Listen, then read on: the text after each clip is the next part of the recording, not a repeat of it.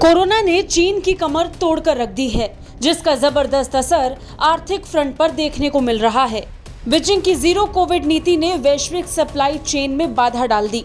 यही कारण है कि अब जापान ने चीन में अपनी प्रोडक्शन और डिस्ट्रीब्यूशन कंपनियों को वापस जापान आने के संकेत दे दिए हैं। निक्केई एशिया की रिपोर्ट के मुताबिक जापान की बहुराष्ट्रीय कंपनियां आपूर्ति श्रृंखलाओं का व्यापक पुनर्मूल्यांकन करने के लिए बाध्य हैं, जिसमें जापान की कंपनियां कर प्रोत्साहन, सब्सिडी और अन्य लाभों के साथ घर वापस जाना चाहती है। रिपोर्ट के मुताबिक कोरोना महामारी ने आपूर्ति श्रृंखलाओं के अपने मौजूदा सेटअप के प्रति कई देशों का दृष्टिकोण बदला है और अब ये देश चीन से बाहर निकलना चाहते हैं और खुद में विविधता लाने के विकल्पों पर विचार कर रहे हैं। क्योंकि शंघाई चीन का मुख्य निर्यात केंद्र है, वहीं चीन में बढ़ते कोविड-19 संक्रमण और शी जिनपिंग द्वारा शून्य कोविड नीति लागू करने के कारण वैश्विक आपूर्ति श्रृंखलाओं पर असर पड़ा है। स्थानीय मीडिया के मुताबिक 2021 में चीन ने 20% माल ढुलाई को संभाला। लॉकडाउन की वजह से कई कंपनियों को अपनी फैक्ट्रियां बंद करने के लिए मजबूर होना पड़ा। उदाहरण के लिए चांगचुन शहर में तालाबंदी की घोषणा की गई, जो टोयोटा और वॉक्सवैगन जैसे ब्रांड्स के लिए एक प्रमुख ऑटो निर्माण केंद्र माना जाता है।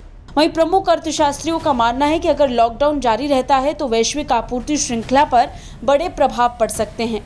कुल मिलाकर चीन की शून्य कोविड नीति ने वैश्विक परिणामों को जन्म दे दिया है, क्योंकि अंतर्राष्ट्रीय ब्रांड्स के अधिकांश विनिर्माण केंद्र चीन में स्थित हैं।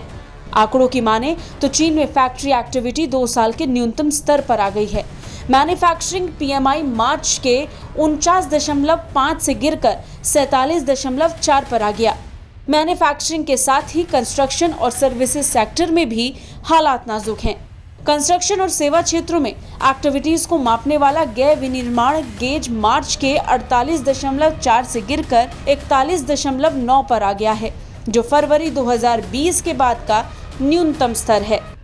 जानकार बताते हैं कि लॉकडाउन की वजह से डिमांड काफी ज्यादा गिर गई है, जिससे वैश्विक सप्लाई चेन के प्रभावित होने की आशंका अब और बढ़ गई है। चीन में कड़े प्रतिबंधों की वजह से अप्रैल में मंदी भी काफी बढ़ी। फैक्ट्री आउटपुट और ज्यादा गिर गया। यही कारण है कि जापान समेत कई देशों की कंपनियां अब वापस अपने घर की तरफ देख रही हैं। साथ ही डिमांड भी अनुमान से कम रहा। परचेजिंग मैनेजर्स इंडेक्स यानी पीएमआई अप्रैल का पहला ऐसा डेटा है जो कोरोना महामारी और सरकार की जीरो कोविड पॉलिसी के असर से अर्थव्यवस्था को हुए भारी नुकसान का सीधा हाल बता रहा है।